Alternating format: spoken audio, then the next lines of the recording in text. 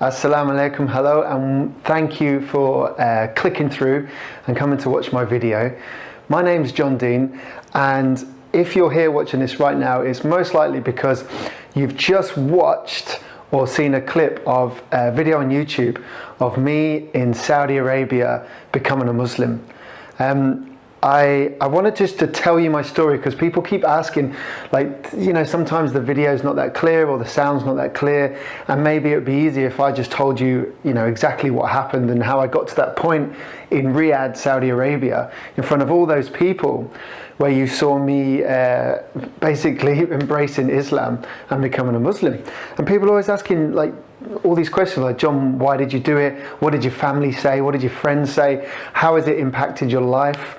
What makes someone go from being, you know, a Christian or as in probably a modern day normal, I would say, English non-practicing Christian?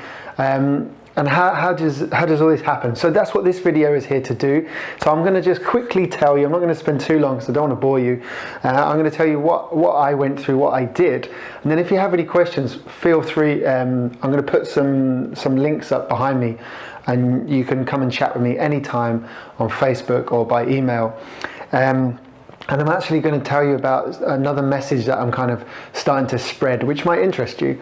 But my story pretty much was in 2008, 2009, I moved to Riyadh in Saudi Arabia. I went out there to work. I work in the health industry, so exercise and nutrition. And I went out there because Saudi Arabia was a place that needed people like me to come and help them move. And also, you know, it's a big growing industry out here. It's very fast, and they are cash rich people. You know, there's money out here. So I came out here, and as I was working here, I had no idea about Islam. Nothing at all. Apart from the fact that I'd seen some pictures on TV, what I thought was Saudi Arabia would be like, and most of the Middle East, which was war-torn and, you know, people blowing themselves up here and there. I had no idea.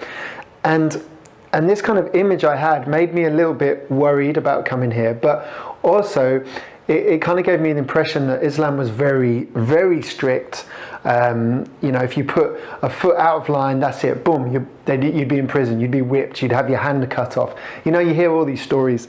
So the first kind of thing for me was to start understanding Islam purely to kind of make sure I didn't get put into jail. That was why I started it.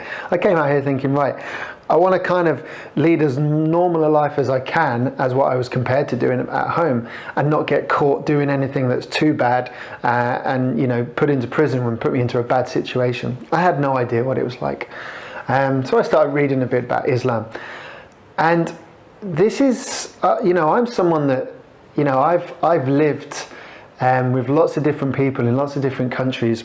You know, I've lived with people that are Hindus and Buddhists and Christians and Catholics, and I've had friends that are Jewish and atheist, non-believers, people that are spiritual, people that just practice sort of different spiritual different non-religions, but they believe that there's a creator, but they don't believe in, you know, the Bible or the Quran or any of the other kind of texts that we can get given.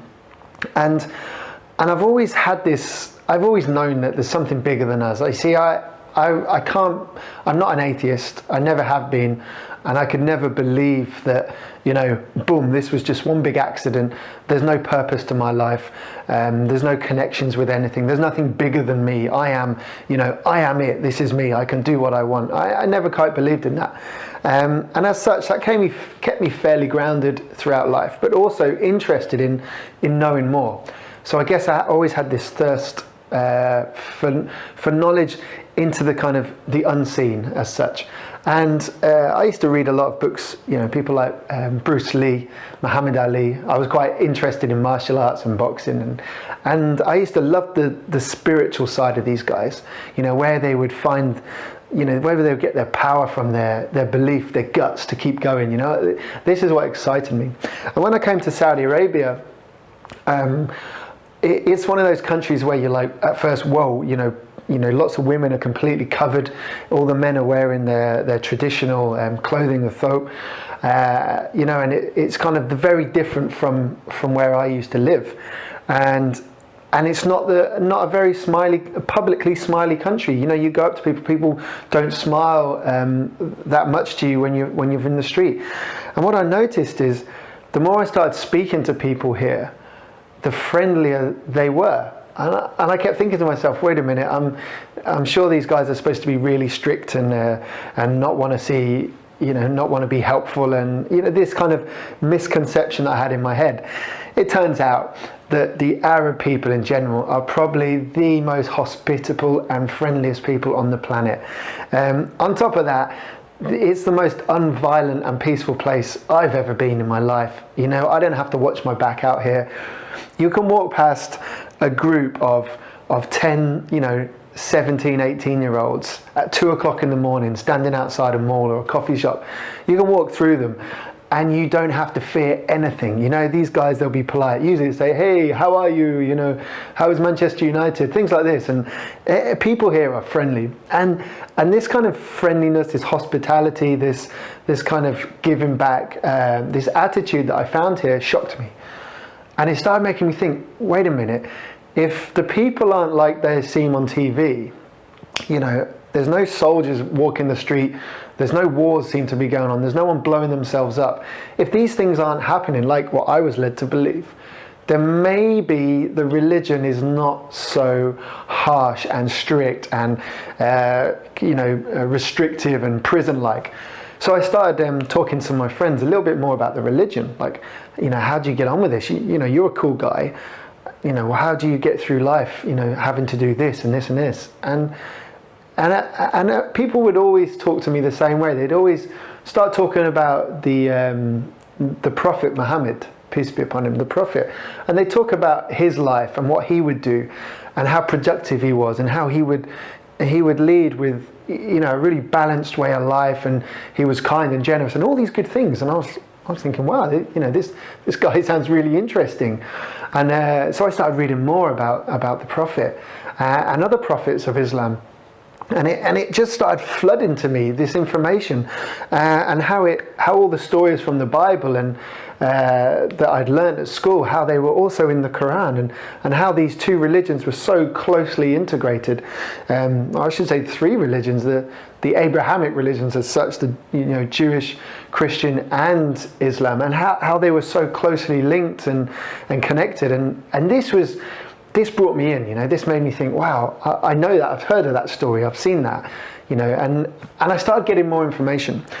As a scientist, okay, and this is really important, as a scientist, which I'm a research scientist, when you start to study the Quran or the Hadith or the texts that surround it, the information that surround this religion, there's a lot of straight, talking evidence that you can actually sit down and look at and say, oh, I can see the source of this information.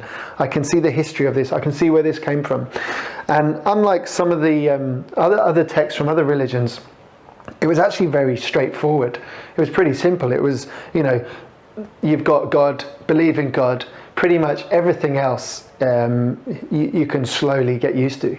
You can slowly start to integrate into your life. But if you believe in God and you believe there was a line of prophets that came to spread the message, pretty much just to help humans get on with their lives and do well, then that's Islam. You've got it down. And when I first started hearing the guys talking about this, it kind of shocked me. I was like, how can anything be that simple? I was like, so I don't have to do this, or do I have to do this every day? Do I have to do that? Like, look, the way this religion works is pretty much, here's a guide. Okay, here's a guide for life. If you believe that there's something that created everything, okay, a creator. So the universe, everything was a creation. It wasn't just an accident. If you believe in that, then you're Muslim, okay? You believe in one creator that pretty much governs everything, okay? Then all your job is now to keep going down that line, to start investigating more. And the good thing about Islam, it tells you test it, you know, challenge Islam, read, you know, learn. This is a big thing of especially the olden day Muslims, the original Muslims, always talking about progressing and learning, and you know, and the advancements they made to this world were unbelievable. And I'm not going to talk about them now, but it was fascinating, the history and the science. And it occurred to me because people just don't know this information. We don't get taught about it at school. You know, a bit like surfing. Not many of my friends can surf or snowboard. And they've all seen it on TV. Some of them think it looks all right. Some think it looks crazy and dangerous. But until you start to do it, and still you start to feel it, you know, you'll never really understand it. And Islam's a bit like that. You have to start to read about it from, you know, good sources, good people. And if you email me, I know plenty of very smart, interesting people that you can listen to, you know, small bites about the religion. And anyway, I'm going on too much. So basically, it opened my eyes and made me realize that what I knew about it was pretty much wrong. And when I started reading about it, it was very simple, very straightforward, and it made sense. It made sense to do this. I mean, things like prayer, I knew that I'd meditated before, I'd gone to yoga classes. I knew that actually taking some time out in the day to say thank you and to relax and to picture something higher than yourself and to be grateful and to think about your loved ones. Stuff like this helps. And if you do it in a group with 1,000 other people doing it, you feel that energy. Trust me, you get recharged. And so this, all of a sudden, it was like, well, I can pray and I can stand back up, and I feel great. I was like, oh, bingo! That, you know, it's not a chore to get down and put your head on the floor, you know. And once you do that, once your head touches that floor, you know, something in your body tells your mind, your soul, your spirit, whatever it is, that you know you're submitting, you know. And this is what Islam's all about. You're actually dropping down and you're saying, yeah, you know, there's something greater than me, and I want to learn more about this. I want to build up this feeling, this what we might call faith. And to do this, I'm going to do these practices daily, and I'm going to slowly build on this, and I'm going to enjoy it. So back to my story. So here we go. You need to know my story. You need to know what people thought and how I felt.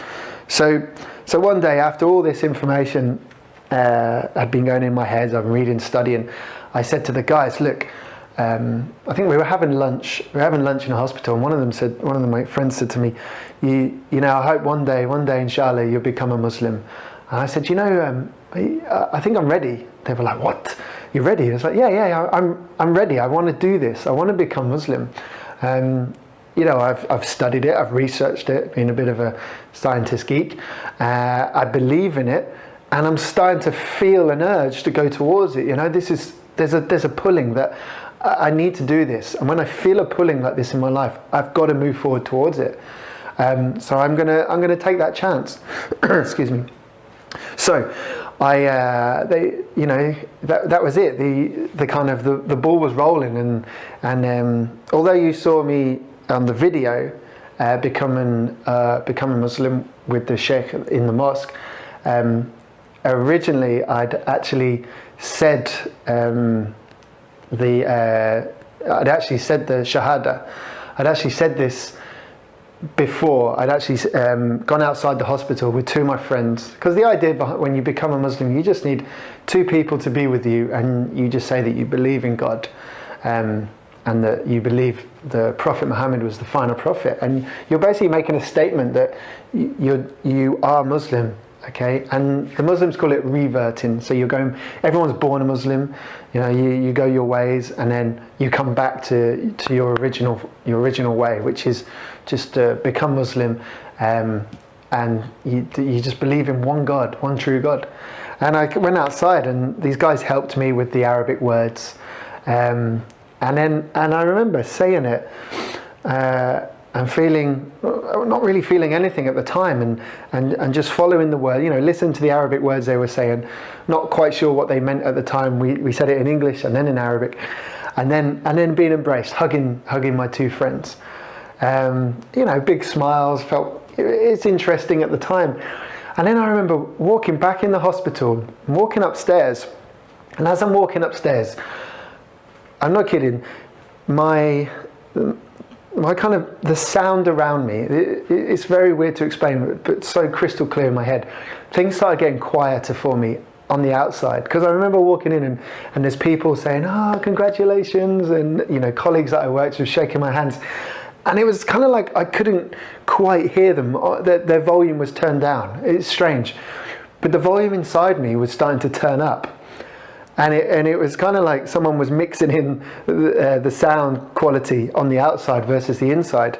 And I was talking, and this sound inside me was getting louder and louder. And it was starting to get to the point when I was actually starting to get a little bit worried. So I was like, oh, like an emotional feeling, you know, not happiness, not sadness, not anything I'd felt before. So I left and I said, I'm just going to the toilet. Went over to the bathroom, went in and locked the door. And just stood in front of the mirror, and this sound was increasing, and this feeling was increasing. I guess the way to describe it would be, feel like when a kettle's boiling, and I don't know, something like this. And you know something's going to blow. You've kind of got this feeling something's going to blow. I remember holding the sink, pushing water on my face, and thinking, what is happening? What is happening? And it got so loud that it got to the point, and I remember I just burst out crying. I was just crying and crying, and I remember crying and looking at myself crying in the mirror, and then I was crying so hard that I started laughing, because I was, why am I crying? So now I'm starting to laugh and cry, and I'm thinking, please, hope no one can come in and see me like this. And it was just one big kind of explosion of feelings coming out of me, and just like that, boom, it stopped. I remember just looking at myself like, whoa, what just happened? And at that point, I had this feeling of just peace. Just that's how I describe it, like peace with everywhere within me, the outside. It was unreal. You know, I'd never experienced anything like that before, and ever since that day, you know, I've never quite got that feeling of peace back, but I've always had it with me. You know, it's never been that sort of in my face. But since that day, I've had this feeling. It gets me a bit now, but I had this. It was a completely different feeling for me, and it's changed my life since that day, and I've never looked back since. And it's kind of strange talking to a camera about it. It's still quite weird talking to anyone about it, but it was a very, you know, something that I can't explain. And that's what I love about, you know, spiritual moments like this. You know, you just can't, there's no scientist that can measure it. It's just something between you and God. And if people believe it, they believe it. If they don't, they don't. If they experience it, then that's amazing. That's what I want.